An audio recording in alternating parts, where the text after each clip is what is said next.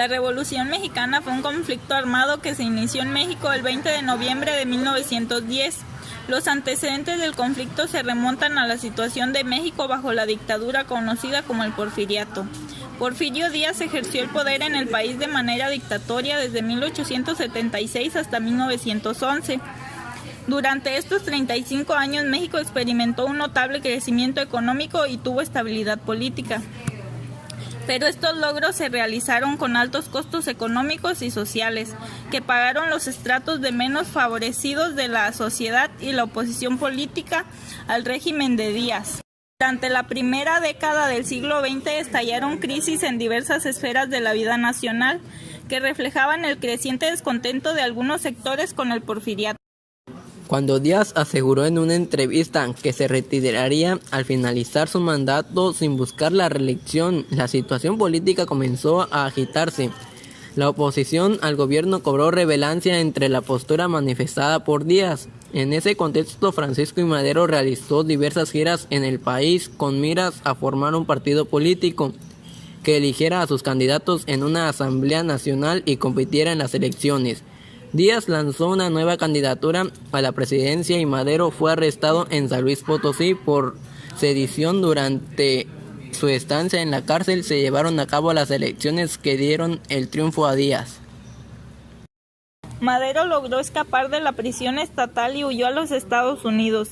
Desde San Antonio, Texas, el 20 de noviembre de 1910 proclamó el Plan de San Luis, que llamaba a tomar las armas contra el gobierno de Díaz. El conflicto armado se inició en el norte del país y posteriormente se expandió a otras partes del territorio nacional. Una vez que los sublevados ocuparon Ciudad Juárez, Chihuahua, Porfirio Díaz presentó su renuncia y se exilió en Francia. En 1911 se realizaron nuevas elecciones en las cuales resultó electo Madero. Desde el comienzo de su mandato tuvo diferencias con otros líderes revolucionarios que provocaron el levantamiento de Emiliano Zapata y Pascua Orozco contra el gobierno maderista. En 1913, un movimiento contrarrevolucionario. La Revolución Mexicana conllevó varios cambios sociales. En primer lugar, los dirigentes porfiristas perdieron el poder político, aunque mantuvieron el poderío económico. Las clases medias ingresaron a la administración pública.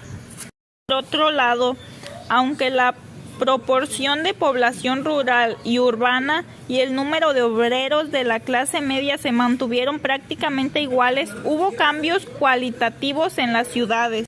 Los propietarios rurales se mudaron a las ciudades huyendo del desorden en el campo. Algunos campesinos también emigraron a las urbes, asentándose en los barrios de la antigua élite porfirista, pero manteniendo su estilo de vida rural. Revolucionario, encabezado por Félix Díaz, Bernardo Reyes y Victoriano Huerta, dio un golpe de estado. El levantamiento militar, conocido como Decena Trágica, terminó con el asesinato de Madero, su hermano Gustavo y el vicepresidente Pino Suárez. Huerta asumió la presidencia, lo que ocasionó la reacción de varios jefes revolucionarios como Venustiano Carranza y Francisco Pancho Villa. Tras poco más de un año de lucha y después de la ocupación estadounidense de Veracruz, Huerta renunció a la presidencia y huyó del país. Actualmente no existe un consenso sobre cuándo terminó el proceso revolucionario. Algunas fuentes lo sitúan en 1917, con la proclamación de la Constitución mexicana. Algunas otras en 1920, con la presidencia de Adolfo de la Huerta, o en 1924 con la de Plutarco Elías Calles. Incluso hay algunas que aseguran que el proceso se extendió hasta los años 1940. No se tiene un número exacto de la cantidad de muertos que hubo durante la Revolución Mexicana. La mayoría de las fuentes apuntan que entre 1 millón y 3 millones de personas murieron durante esta etapa de la historia de México. Estas cifras se basan en los datos proporcionados por los censos realizados en el país en los años de 1910 y 1921.